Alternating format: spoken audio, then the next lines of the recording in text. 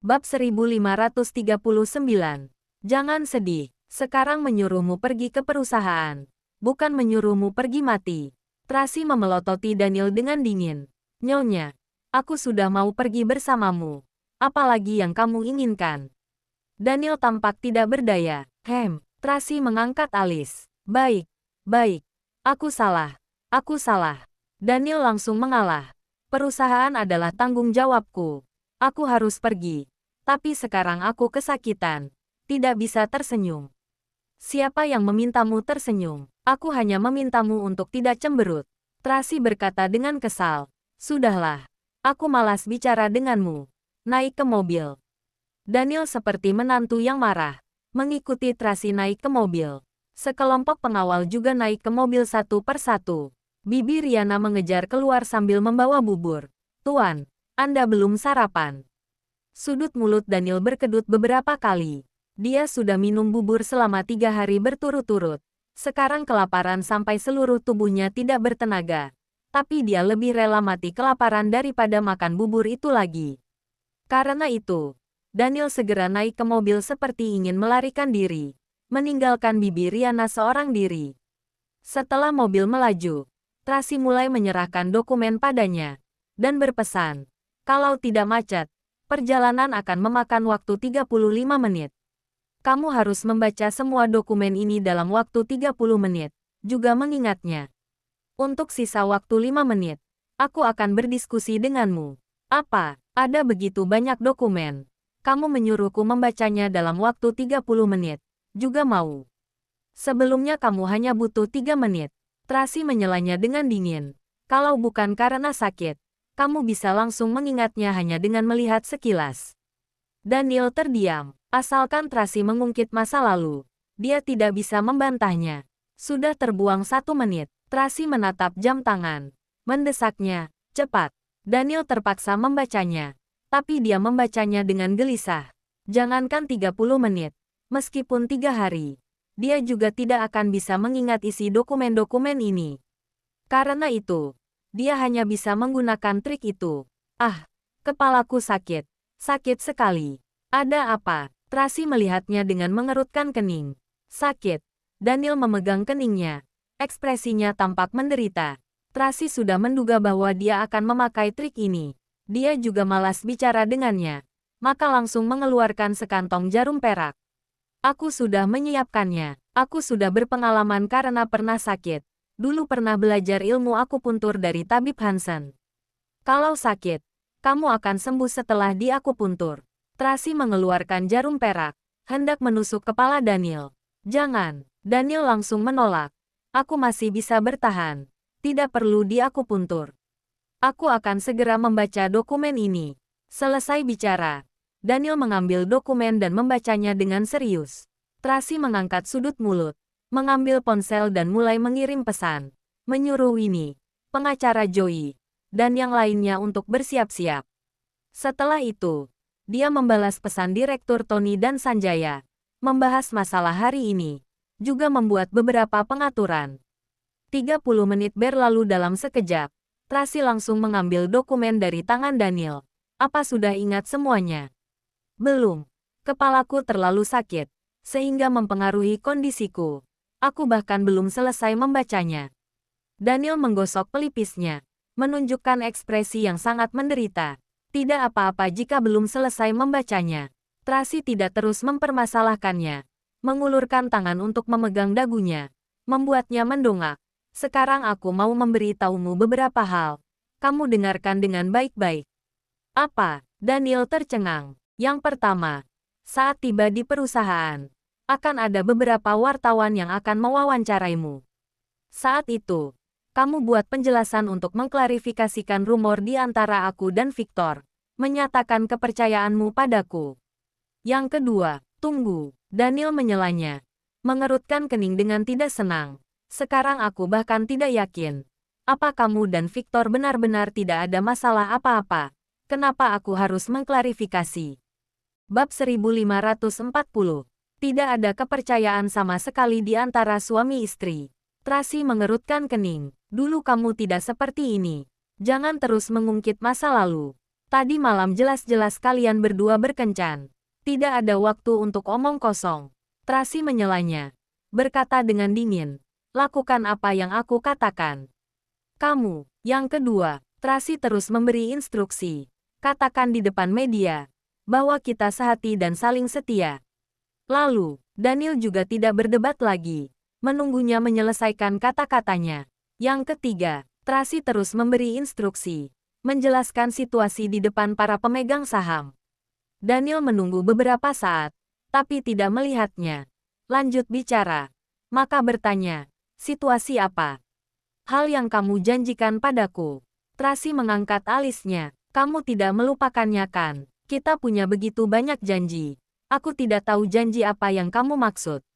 Daniel membuat alasan yang sangat bagus. Janji bahwa membiarkanku membantumu mengelola perusahaan untuk sementara waktu. Tracy mengingatkannya. Apa masih ingat? Ingat. Tentu saja ingat. Daniel terus mengangguk. Kalau begitu, aku sudah tahu. Apa masih ada yang lain? Tidak ada lagi. Lakukan dengan baik. Saat Tracy bicara, mobil sudah tiba di pintu masuk gedung grup Skywell. Sejumlah besar wartawan segera bergegas menghampiri, tapi dihentikan oleh petugas keamanan yang diatur oleh Winnie dengan sangat cepat. Mobil bersiap melaju ke basemen. Tracy malah menyuruh untuk menghentikan mobil di pintu masuk, lalu turun bersama Daniel. Saat melihat Daniel, para wartawan membuat kericuhan, terus memotret mereka. Daniel mengerutkan kening, berjalan masuk ke gedung dengan ekspresi dingin. Tracy berjalan berdampingan dengannya, bagaikan sepasang pebisnis yang hebat. Tapi, keduanya malah punya pemikiran masing-masing. Saat memasuki lift, Winnie sangat bersemangat ketika melihat Daniel. Presdir Daniel, bagus sekali bisa melihat Anda. Aku mengira, dia belum selesai bicara. Suara Winnie tersedak. Sebagai eksekutif senior dari grup, sebelumnya dia juga diundang untuk menghadiri pernikahan. Tidak disangka terjadi kebakaran di keluarga Wollens. Dikabarkan bahwa Daniel meninggal dalam insiden tersebut. Saat itu, ia benar-benar sedih. Winnie sangat senang karena bisa melihatnya lagi sekarang. Aku belum mati, Daniel menjawab dengan dingin. Iya, Winnie terus mengangguk. Anda baik-baik saja. Ini adalah keberuntungan Skywell dan grup Wollens. Apa yang lain sudah tiba? Daniel bertanya dengan arogan. Semuanya sudah tiba. Tapi Paman Sanjaya tidak datang hari ini. Winnie menoleh dan melihat Tracy. Tadi beberapa pemegang saham juga menanyakannya. Aku yang memintanya untuk tidak datang. Tracy berkata, hari ini adalah masalah perusahaan. Tidak perlu merepotkannya. Baik, dengan sangat cepat. Lift tiba di lantai 68. Sekelompok eksekutif senior segera menghampiri, terutama Cody dan beberapa direksi kantor pusat. Mereka terus menunggu Daniel di depan pintu lift. Saat melihat Daniel keluar dari lift dengan kondisi baik, semua orang sangat bersemangat. Segera maju untuk menyapanya. Presdir Daniel, Anda telah kembali. Bagus sekali. Presdir Daniel, senang sekali masih bisa melihatmu. Aku sudah tahu bahwa Tuhan pasti akan memberkati grup Wollens. Benar. Sekelompok orang mengerumuni Daniel, terus berbicara dengan sangat emosional.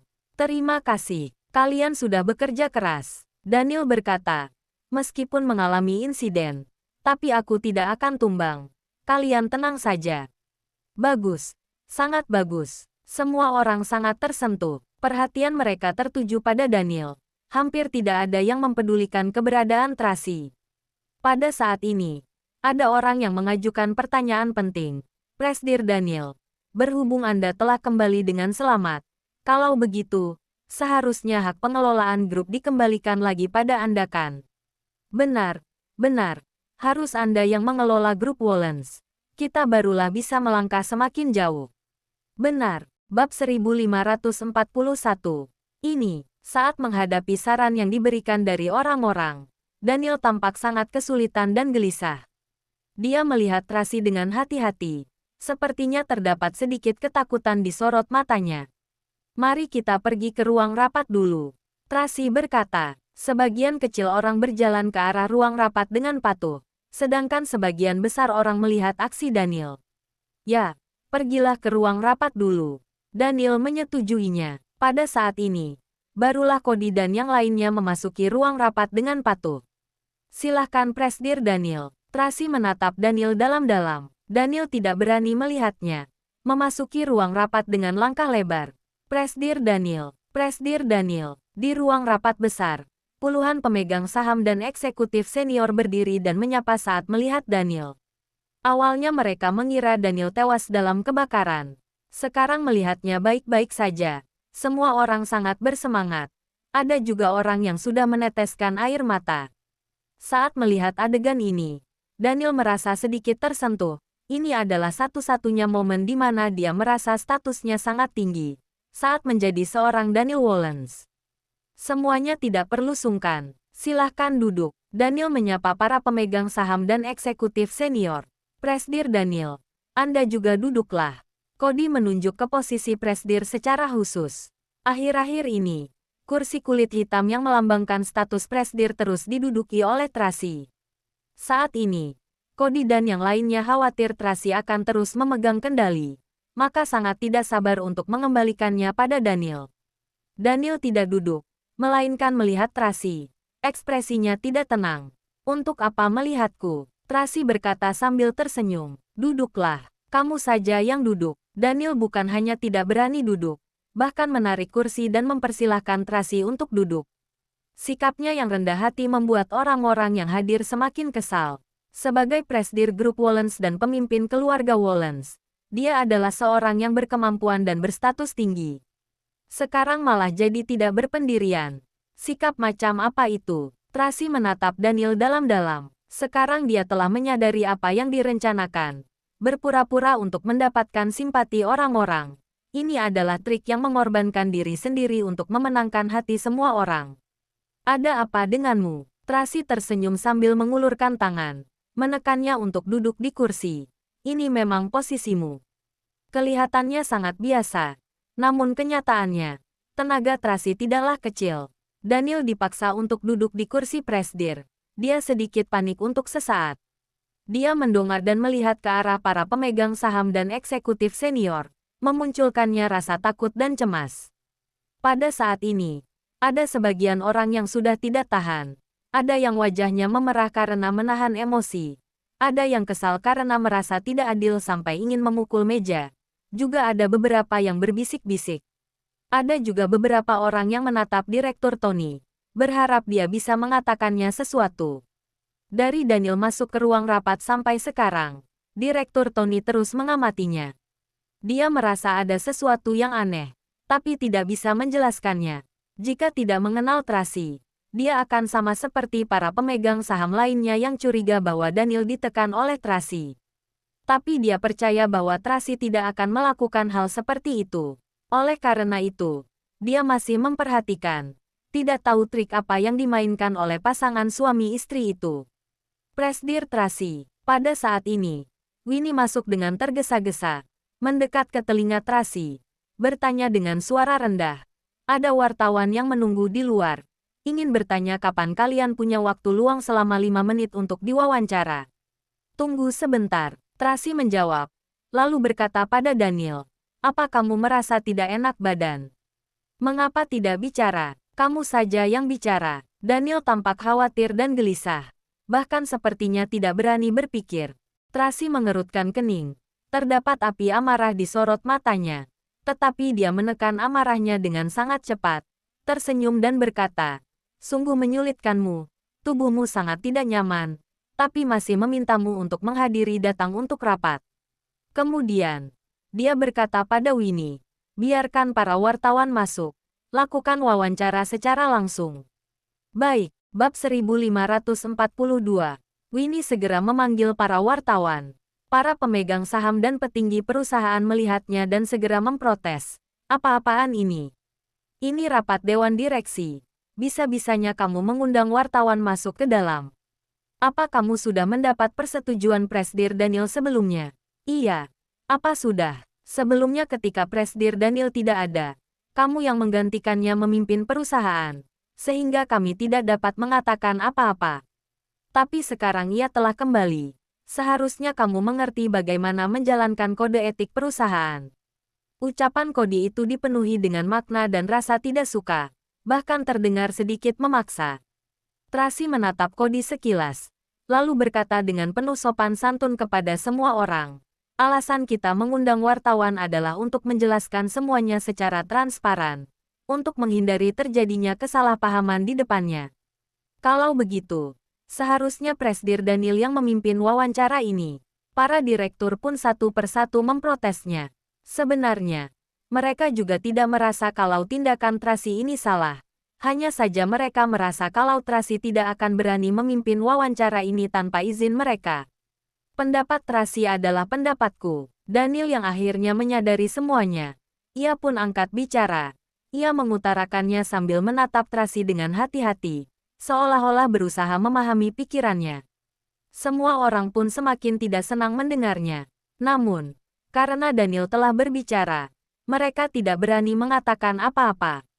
Para wartawan segera masuk dan mewawancarai mengenai rumor akhir-akhir ini, serta menanyakan tentang hubungan antara Tracy dan Victor. Namun, mereka sama sekali tidak mengungkit hubungan Daniel dengan Friska. Daniel dengan lancar menjawab semua pertanyaan itu sesuai instruksi Tracy sebelumnya. Bahkan, ia mampu menjawabnya secara natural dan canggih di hadapan para wartawan. Tidak terlihat gugup seperti ketika menghadapi para direktur. Intisari acara jumpa pers ini meliputi 3 buah kesimpulan sebagai berikut. Pertama, sebagai seorang suami, Daniel mempercayai Tracy sepenuhnya. Terutama mempercayai hubungan Tracy dengan Victor hanya sebatas teman, tidak lebih. Kedua, menegaskan bahwa mereka adalah sepasang suami dan istri yang saling mencintai. Ketiga, secara resmi menyatakan, karena kondisi kesehatan Daniel yang tidak memungkinkan, maka berinisiatif memindahkan seluruh asetnya kepada Tracy, serta menjadikan Tracy sebagai pengganti Presdir Grup Skywell. Ketiga pernyataan ini disampaikan dengan sangat jelas, tanpa keraguan sedikit pun. Selain merasa tidak senang, seluruh pemegang saham dan para petinggi perusahaan langsung merasa gelisah setelah mendengar semuanya. Ketika para wartawan masih berusaha memberikan pertanyaan, Tracy memberi isyarat dengan menatap Winnie. Winnie pun langsung mengajak seluruh wartawan keluar dengan sopan. Namun, pada saat itu juga, seorang wartawan tiba-tiba bertanya dengan keras, "Presdir Daniel, ada rumor yang mengatakan bahwa Nona Tracy mengendalikan Presdir. Apa itu benar?" Seisi ruangan pun hening seketika. Semua orang menatap Daniel dan Tracy. Daniel tidak mengintimidasi seperti biasanya. Ia juga tidak terlihat tenang, melainkan terlihat sedikit bingung dan gelisah. Seolah-olah ada seseorang yang telah menusuk pikirannya. Menurut berita, Presdir jatuh sakit karena terkena racun. Dan racun ini adalah racun ular yang diracik oleh keluarga Moore. Yang artinya, keluarga Moore meracunimu untuk berusaha mengendalikanmu. Wartawan itu terus mencecarnya. Apakah ini benar? Seluruh orang di tempat itu bergidik setelah mendengar pertanyaan itu. Raut wajah Daniel berubah drastis. Ekspresinya gelisah. Raut wajah seluruh direktur dan petinggi perusahaan pun memucat ketakutan. Cody serta beberapa dewan arahan dari kantor pusat segera mengelilinginya dan bertanya, "Presdir Daniel, apa ini benar?" "Presdir Daniel tidak perlu takut. Kita semua ada di sini. Keluarga Moore tidak akan berani berbuat macam-macam terhadapmu. Coba Presdir Daniel ceritakan yang sebenarnya." Presdir Daniel, menghadapi pertanyaan sekerumun orang itu, Daniel menundukkan kepalanya tanpa mengungkapkan kata pun, ia hanya terlihat gugup dan bingung.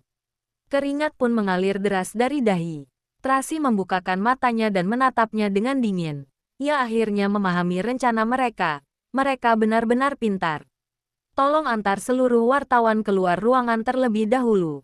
Pada saat itu juga, Direktur Tony angkat bicara. Winnie segera meminta tim keamanan untuk mengajak wartawan keluar. Tetapi para wartawan masih berusaha mengambil foto. Mereka sibuk memotret Daniel yang terlihat gugup dan panik, seolah-olah membenarkan dugaan mereka. Bab 1543. Setelah para wartawan itu keluar, hanya ada Tracy, Daniel, serta para petinggi dan direktur grup Wallens yang tersisa di dalam ruang rapat yang besar itu. Suasana yang sebelumnya tegang kini semakin mencekam. Orang-orang yang dipimpin oleh Cody sekarang menganggap Tracy sebagai musuh mereka, dengan hati-hati melindungi Daniel. Cody bahkan dengan keras memarahi Tracy. "Tracy, Kalau kamu tidak menjelaskan semuanya hari ini, jangan pernah berharap untuk dapat keluar meninggalkan ruang rapat. Apa yang harus kujelaskan? Tracy duduk di atas bangku presdir, dengan tenang menatap semua orang. Semua perkataan wartawan tadi, Cody menggertaknya. Apa kamu meracuni presdir Daniel? Berusaha untuk mengendalikannya. Kamu juga percaya dengan omong kosong seperti ini? Tracy tertawa mencibir. Paman Cody, apa otakmu sudah rusak? Kamu, keluarga Moore memang terkenal hebat dalam meracik racun. Saat itu juga, direktur lain yang berusia lebih tua berkata perlahan. Terdengar kabar kalau Lorenzo dulu pernah meracuni kerabatnya sendiri dan menghabisi mereka sekeluarga dalam waktu semalam, demi merebut kedudukan dan kekuasaannya. Benar, Cody langsung menambahkan. Presdir Daniel masih muda, tubuhnya begitu kuat dan sehat. Mengapa ia bisa tiba-tiba jatuh sakit? Pasti karena terjadi sesuatu. Ada 18 pengawal bermedali emas yang selalu mendampingi Presdir Daniel, selalu mengawalnya dengan ketat. Presdir Daniel tiba-tiba bisa terkena racun. Pasti karena orang yang dekat dengannya. Justru orang yang dekat dengannya itu kamu. Kalau dipikir-pikir kembali, rumor-rumor sebelumnya itu seharusnya benar. Setelah terjadi insiden dalam grup Moore, Lorenzo selalu mencari kesempatan agar dapat bangkit kembali, sehingga ia berfokus untuk menyerang grup Wallens. Dengan memanfaatkan hubunganmu dengan Presdir Daniel di masa lalu, Lorenzo menyuruhmu untuk menaklukkan Presdir Daniel, lalu meracuninya dan membunuhnya dengan cara membakarnya hidup-hidup. Setelah itu, kamu dapat memanfaatkan kesempatan ini untuk mengambil alih grup Wallens dengan statusmu sebagai istrinya. Benar, pasti seperti ini. Tracy, hatimu benar-benar licik. Para dewan direksi itu bersahut-sahutan menuduh Tracy, merasa seolah-olah tuduhan mereka itu benar, logis dan didasari fakta. Di tengah-tengah keributan itu, orang-orang yang awalnya mendukung Tracy juga mulai merasa bingung. Bahkan, Direktur Tony juga bertanya dengan terkejut. Tracy, apa sebenarnya yang terjadi? Tracy tidak langsung menjelaskan. Ia hanya menatap Daniel dengan dingin, menunggu responnya. Jangan takut, Presdir Daniel. Cody dengan berani berdiri memasang badan di hadapan Daniel. Ia terlihat seperti seorang pelindung yang hebat, dengan garang menunjuk-nunjuk Tracy. Tracy, sekarang Presdir Daniel telah kembali. Kami tidak akan mendengarkanmu lagi. Kalau kamu segera mengembalikan seluruh saham dan aset itu, kami mungkin masih dapat melepaskanmu. Kalau tidak, bagaimana? Tracy dengan dingin mengangkat alisnya. Tentu saja kami akan melapor polisi. Cody melihat Tracy yang tidak termakan gertakannya, segera mengubah strategi. Kamu telah melakukan begitu banyak kejahatan mengerikan. Jadi bersiaplah menghabiskan sisa hidupmu di penjara. Kebenarannya belum terbukti. Polisi juga tidak menyatakan kalau aku bersalah. Bagaimana kamu bisa begitu yakin kalau aku yang melakukan semua ini? Tracy masih menjawab dengan santai. Bahkan sudut bibirnya terangkat membentuk senyuman dingin. Bukankah begitu, suamiku? Daniel menatapnya panik, lalu segera memejamkan matanya. Tidak berani mengucapkan sepatah kata pun. Hentikan omong kosongmu. Salah seorang direktur berdiri. Untuk membuktikan apa benar ia yang melakukannya, kita cukup lakukan pemeriksaan saja. Segera panggil petugas rumah sakit untuk melakukan pemeriksaan darah Presdir Daniel, untuk memastikan apa Presdir benar-benar diracuni. Kalau terbukti benar, terutama ditemukan bisa ular dalam darahnya, maka itu pasti ada kaitannya dengan keluarga Moore. Benar, segera panggil Lily datang ke sini. Ia adalah dokter keluarga Wallens, pasti terpercaya. Benar, cepat hubungi. Beberapa direktur satu persatu menyetujui keputusan ini. Tanpa mengatakan apapun, Tracy langsung mengambil ponselnya untuk menghubungi Lily. Lily, tolong segera ke kantor. Presdir Daniel mau melakukan tes darah. Baik, jangan lupa like, komen, and subscribe ya. Terima kasih. Tunggu terus kelanjutannya.